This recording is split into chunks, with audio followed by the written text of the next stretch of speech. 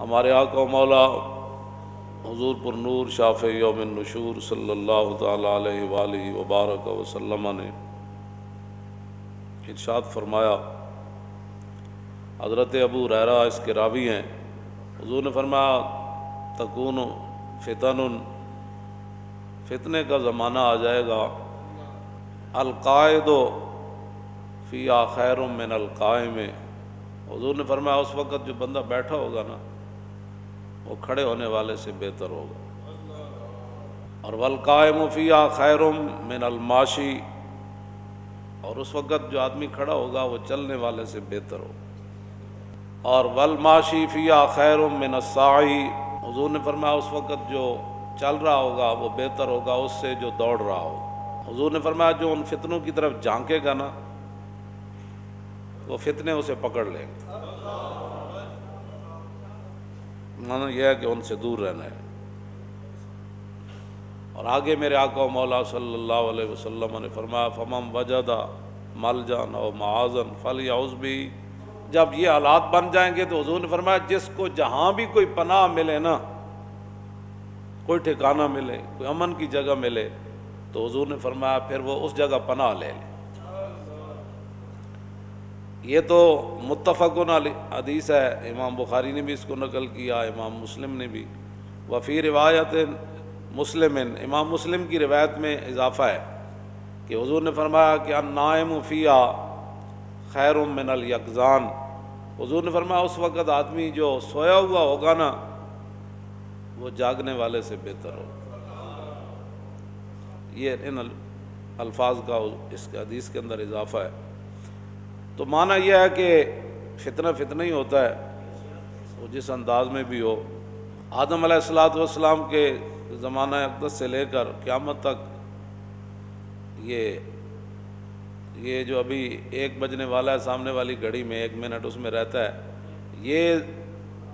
دوبارہ قیامت تک یہ وقت لوٹ کر واپس نہیں آئے گا۔ تو معنی یہ ہے کہ آج کوئی نئے فتنے تو ہوئے نہیں، نئی بیماریاں تو ہوئی نہیں،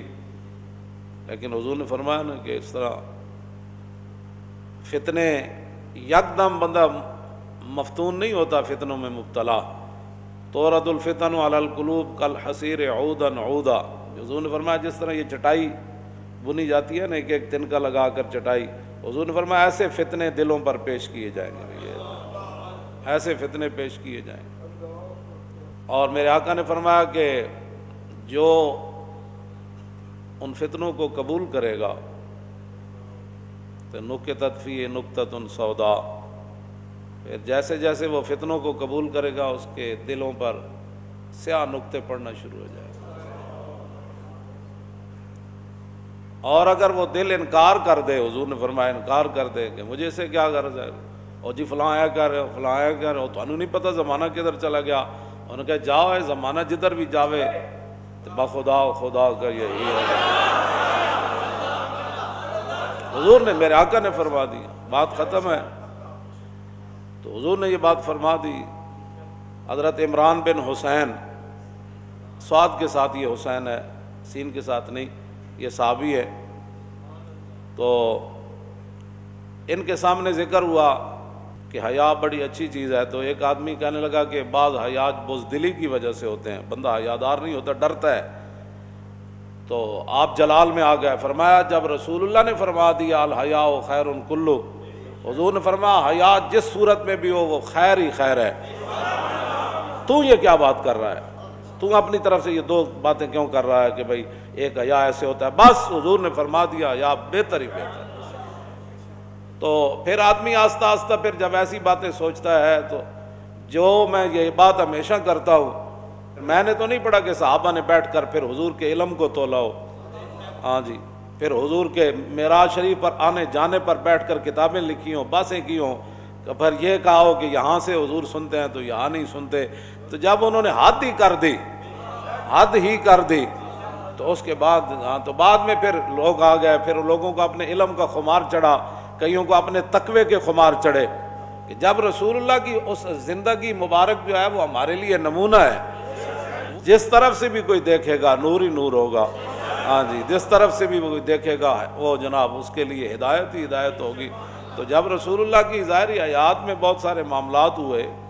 فاروق اعظم رضی اللہ تعالیٰ عنہ کے دور میں آگ ظاہر ہوئی، وہ بڑھنے لگی اس طرح، تو حضرت فاروق اعظم نے حضرت تمیم داری کو فرمایا جاؤ اس آگ کو روکو۔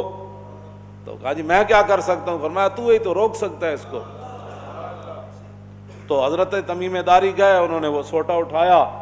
اور آگ کو ایسے آگے لگایا جیسے ریوڑ کو آگے لگایا جاتا ہے، اور آپ اس آگ کو ریوڑ کی طرح دھکیل کر لے گئے پیچھے۔ آپ کے ڈنڈے کو دیکھ کر آگ پیچھے مڑ گئی۔ تم آیا نہ ڈرتے ہو کیوں بد نصیبہ۔ تو آپ اس غار کو، اس آگ کو اکٹھا کر کے غار میں لے گئے اور غار کے اندر داخل کر کے باہر تشریف لائے۔ حضرت عمر فرماندے ہوندے سن، فرمایا جس نے تمیم داری نو ویکھیا اور جنہیں نہیں ویکھیا دونوں برابر نہیں ہو سکتے۔ تو یہ فتنے اور فساد ہر دور میں رہے ہیں، لیکن اس دور میں چونکہ میڈیا اور یہ ایسی ایسی چیزیں لوگوں کے سامنے گھڑتا ہے، لوگوں کا اللہ رسول پر پتہ نہیں یقین کیوں اٹھ گیا ہے۔ میں تو حیران ہوتا ہوں کہ میڈیا نے کہہ دیا تو بس جی سارے اندر وڑ گئے تھے، سارے منہ تے چھکے چاڑ لائے تھے۔ جناب وہ رب کی قدرتیں کدھر گئیں؟ رسول اللہ نے جو فرمایا وہ کدھر گیا، اور حضور کا وہ دین کدھر گیا، وہ قرآن کدھر گیا، وہ شفا کدھر گئی، وہ رحمت کدھر گئی، وہ حضور کی مبارک دعائیں کدھر گئیں؟ ہاں جی، کہ تم اگر کسی مصیبت زدہ کو دیکھ کر یہ دعا پڑھ لو گے تو تمہیں وہ مصیبت نہیں لگے گی، وہ بیماری نہیں لگے گی۔ بس انہوں نے کہہ دیا تو بس ٹھیک ہے جناب، پوری قوم جناب مسجدیں بند کر دو، یہ کر دو، وقفے سے کھڑے ہو جاؤ۔ بھائی رب تو رب ہے،